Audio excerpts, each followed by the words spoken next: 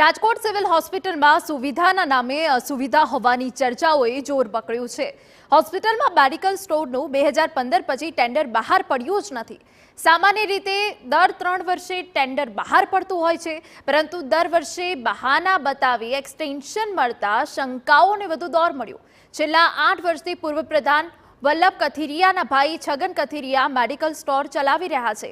અહીંથી વર્ષે અંદાજિત 80 લાખની દવા સિવિલ હોસ્પિટલ ખરીદે છે।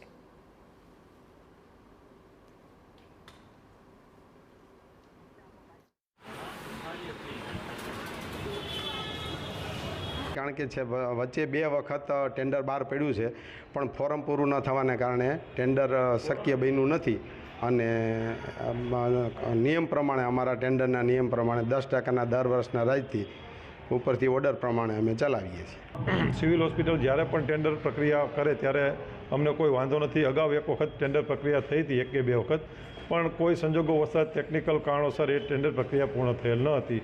ત્યારબાદ જ્યાં સુધી નવું ટેન્ડર ન થાય એ શરતે અમને મેડિકલ સ્ટોર ચલાવવામાં અમને મંજૂરી આપી છે, એટલે અમે ચલાવીએ છીએ। અને એ બધું જે કાંઈ પ્રીમિયમ નક્કી સરકારે નક્કી કરેલું છે, ક્યાં કેટલી ખરીદી કરવી, ક્યાં ડિસ્કાઉન્ટ કોને કેટલું આપવું, એ સરકાર દ્વારા નક્કી કરેલ છે। એ નિયમ પ્રમાણે અમે કામ કરીએ છીએ। આ મામલે સિવિલ સુપ્રિન્ટેન્ડન્ટનું કહેવું છે કે 2016 થી 2020 સુધીમાં 40% ભાડા વધારો કરવામાં આવ્યો છે। 2020માં ટેન્ડર પ્રક્રિયા એક વખત હાથ ધરવામાં આવી હતી, પરંતુ તેમાં માત્ર 2 જ વ્યક્તિઓએ ભાગ લીધો હતો। ત્યારે કમિટીએ નક્કી કર્યા મુજબ સુવિધા મેડિકલનું ટેન્ડર પાસ કરાયું હતું। હવે નવા ટેન્ડરની પ્રક્રિયા ટૂંક સમયમાં હાથ ધરાશે।